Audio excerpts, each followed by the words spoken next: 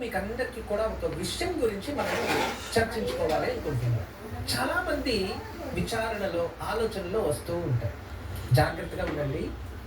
మనకి స్త్రీలకు విశేషంగా ప్రత్యేకంగా వెంట్రుకలు ఏవైతే ఉంటాయో అవి అధికంగా అంటే అధికంగా ఎక్కువ పొడవుగా ఉన్నవారికి నడుము భాగానికన్నా కింద ఉంటే వాళ్ళకి ఆరోగ్యంతో పాటు జీవితంలో ఎన్నో సమస్యల్ని ఎదిరిస్తారు అనే దానికి సాక్ష్యాధారాలు ఎన్నో గ్రంథాల్లో, ఎన్నో పురాణాల్లో, ఎన్నో పుస్తకాల్లో మనకి ఇతిహాసంలో లభిస్తుంది.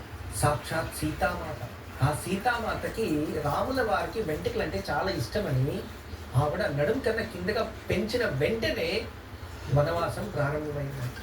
ఇలాంటి సాక్ష్యాధారాలు మనకి ఎన్నో పురాణాల్లో కూడా లభిస్తాయి. ఎంతో మంది ద్రౌపది, ఇంతే కాకుండా చాలా వరకు కథల్లో కూడా ఉన్నాయి. ఇది నిజమైన మాట. మళ్ళీ దీన్ని అబద్ధము, అవన్నీ మూఢనమ్మకాలు.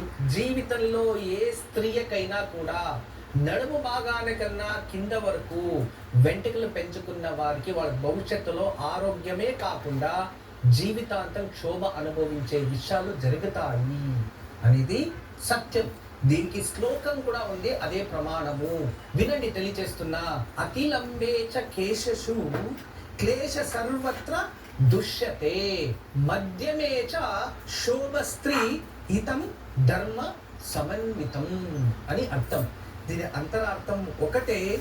వెంట్రుకలు నడుము భాగానికి కింద ఉంది అంటే వాళ్ళకి జీవితంలో శోభని మరియు అనారోగ్య రీత్యా ఏదో ఒక విధానంగా జీవితంలో ఊహించలేని కష్టాలని వాళ్ళు అనుభవిస్తారు. ఖచ్చితంగా వాళ్ళకి కష్టాలు ఎక్కువ ఉంటాయి అని అర్థం.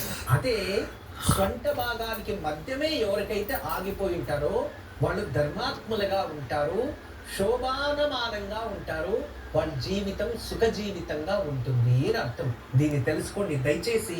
వెంట్రుకలు మా అమ్మ కట్ చేయమనేస్తుంది, మా నాన్న కట్ చేయమనేస్తుంది, లేదా ఇంకెవరో నేను పెళ్లి చేసుకుని వెళ్ళినా మా అత్తామామలకి నన్ను చూస్తే అసహ్యం ఉండే కట్ చేపిచ్చేశారో అని అనుకోకండి. దయచేసి అర్థం చేసుకోండి. నడుము భాగాల కన్నా ఎక్కువగా ఎవరైతే వెంట్రుకలు పెంచుకుంటారో వాళ్ళకి కష్టాలు తప్పవు.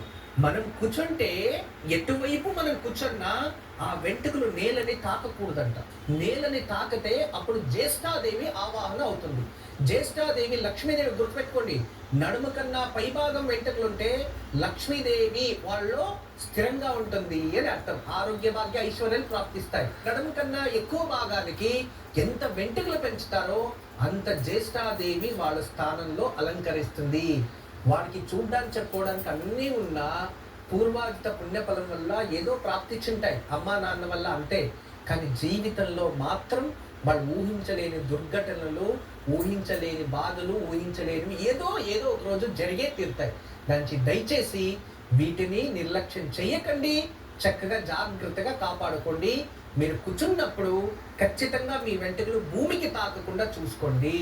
నడుము కన్నా కిందికి వెళ్ళకుండా చూసుకోండి. అందుకే పూర్వంలో ఏం చేసేవారంటే అంతా ముడి కట్టేవారు. ఎందుకు ముడి కట్టేవారు చెప్పండి? ముడి కట్టేస్తే బ్రహ్మ గంటు అంటారు. ఆ గంటు కూడా ఎలా ఉండేది అంటే ఇక్కడ సరిగా ఉండేది. అందుకు అంటే ఆ గోవు గోపాదం ఎంత ఉంటుందో ఆ గోపాదం రూపంగా ఇలా అక్కడ ఉంటుంది. ఇక్కడ బ్రహ్మదేవతలు ఉంటారు. అది గోపాదం ఎంత ఉంటుందో అంత ఉండేదంట ఆ శిఖ. వీటన్నిటికీ కూడా మనకి ఆధారాలు, శాస్త్రం ఉన్నాయి. ఇవి మూఢనమ్మకాలు, మేము నమ్మము. మీ ఇష్టం, మీరు నమ్మకపోతే నమ్మండి, లేస్తే వదిలేయండి. కానీ ఇది సత్యం. ఇది రిసెర్చ్ చేసి మాట్లాడుతున్న విషయం. మీరే బాగా గమనించండి. మీ ఇంట్లో కూతుర్లకో లేదా ఇంకొకరికో, పక్కింటి వాళ్ళకో, ఎదురింటి వాళ్ళకి, ఎవరికో ఒకరికి పొడవుగా ఉన్నాయి వెంట్రుకలు ఉంటాయి కదా, వాళ్ళ జీవితం, వాళ్ళ ఆరోగ్య స్థితి పెళ్ళైన తర్వాత ఎలా ఉందో బాగా గమనించండి. అప్పుడు మీకు అర్థమవుతుంది. గురుజీ, మీకు ఈ రోజు తారాబలం గురించి